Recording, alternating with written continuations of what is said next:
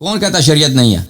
شریعت شروع سے ایک ہو رہی ہے، جتنے بھی دیوبند ہیں یا سنی طریقے یا جو ہے اہل تشیع ہیں، سارے یہی کہتے ہیں شریعت جو سے چینج ہوتی رہی ہے اور شریعت الگ الگ رہی ہے. مسلمانوں کی شریعت الگ الگ رہی ہے. مسلمانوں کے فرقوں دیکھیں اسلام کی شریعت ایک ہے. اب اس شریعت میں اختلاف ہے کہ شریعت کیا کہتی ہے، ٹھیک ہے نا. تو یہ کوئی مسلمان نہیں کہتا کہ شریعت مختلف ہے، کہتے ہیں کہ شریعت ایک ہے. جو اللہ رسول صلی اللہ علیہ وسلم لے کے آئے ہیں وہ ایک ہے، لیکن اس میں مختلف مذاہب جو ہیں ان کی فقہ مختلف ہے، ان کے فتوے مختلف ہیں، ان کے طریقہ کار مختلف ہیں. کوئی نہیں کہتا کہ شریعت مختلف، ہاں ان کے احکام مختلف ہیں، ان کے فقہ مختلف ہیں. اسی واحد شریعت سے یہ مختلف ان کے پاس احکام ہیں اور اس کی وجوہات ہیں، اس کی وجوہات. لیکن یہ کوئی نہیں کہتا مثلا احناف کی شریعت اور ہے اور شوافع کی شریعت اور ہے. یہ اس کا قائل کوئی بھی نہیں ہے، ٹھیک ہے نا. احکام اور ہیں، فقہ اور ہے، مذاہب اور ہیں، شریعت ایک ہی ہے. یعنی شریعت وہ واقعاً وہ چیز واقعاً جو اللہ نے بھیجا ہے وہ ایک ہی ہے. اب بعد میں یہ اختلافات آ گئے ہیں. کیوں اختلافات آ گئے ہیں؟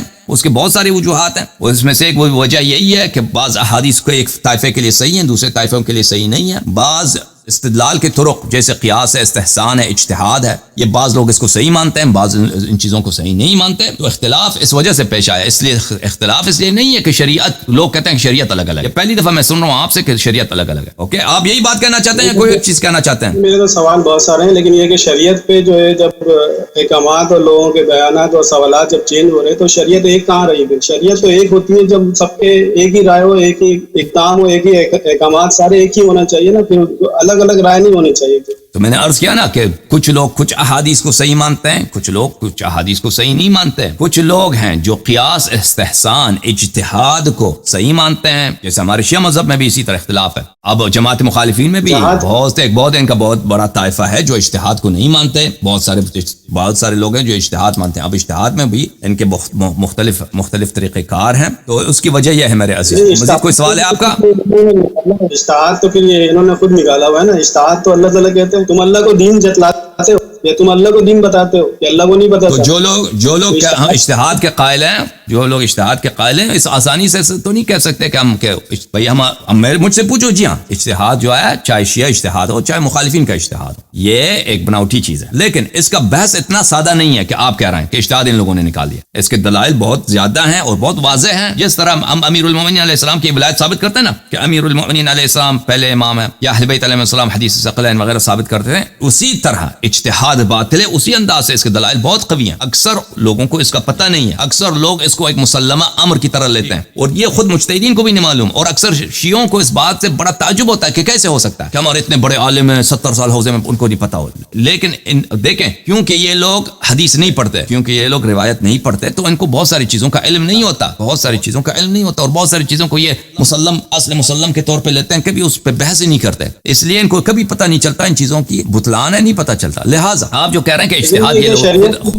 خود لے کے آئیں، بات آپ کی صحیح ہے. لیکن اگر ہم اس کو اسی آسانی کے ساتھ سمپلی کہہ دیں کہ یہ صحیح ہے، تو بہت سارے لوگوں کے ذہن میں تعجب ہوتا ہے کہ یہ تو غلط بات کہہ دی انہوں نے، یہ کیسے صحیح ہو سکتا؟ کیونکہ عوام کو تو پتہ نہیں ہے، علماء کو بھی پتہ نہیں ہے، جو حوزے میں 20-30 سال پڑھتے ہیں ان کو بھی نہیں پتہ ان ابحاث کا. تو اس لیے میرے بھائی اس اتنا سادہ نہیں ہے. لیکن بات آپ کی صحیح ہے. اوکے، مزید کچھ بولیں. آپ شیعہ ہیں بھائی؟ آپ شیعہ ہیں؟ جب میں یہ کہہ رہا تھا کہ نہیں، میرا تعلق اللہ کا مسلم ہے، کیونکہ قرآن میں اللہ تعالیٰ کہتے ہیں تم اللہ کے مسلم ہو. اوکے،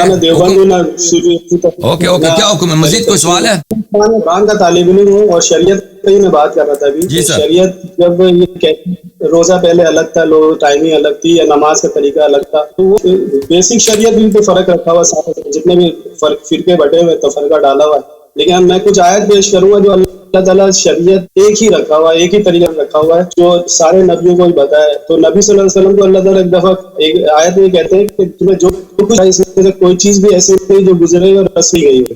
بات آپ کی صحیح ہے. جو اللہ نے بھیجا ہے وہ ایک ہی ہے. اللہ نے جو بھیجا ہے وہ ایک ہی ہے. اب موجودہ دور میں، بلکہ موجودہ دور کئی 100 سالوں سے مسلمانوں کے درمیان احکام میں اختلاف ہے، بلکہ عقیدے میں بھی اختلاف ہے. یہ اختلاف اللہ کی جانب سے نہیں ہے، یہ اس کے وجوہات ہیں. اس کی ایک وجہ ہے بدعت، کہ لوگوں نے جھوٹ دین میں داخل کیا ہے. ایک وجہ یہ ہے کہ لوگوں نے بہت ساری احادیث کو نہیں مانتے لوگ، اور بہت ساری جھوٹی احادیث کو مانتے ہیں، اور پھر مناہج مختلف ہے. ٹھیک ہے نا، جو چیزوں کو وہ حجت مانتے ہیں، اجتہاد وغیرہ، دوسرے نہیں مانتے. تو اس کی وجہ یہ ہے. اور اتھارٹی جو ہے رسول پاک صلی اللہ علیہ وسلم کس کی ہے؟ صحابہ کی، اہل بیت علیہ السلام کی ہے. تو یہ بھی اس سے بھی بہت اختلاف فروعات میں آ جاتے ہیں. تو یہ تو ایک مسلم بات ہے. آپ ایک مسلم بات کے لیے آیا کیوں پڑھنا چاہتے ہیں؟ مزید کوئی سوال ہے تو کر لیں.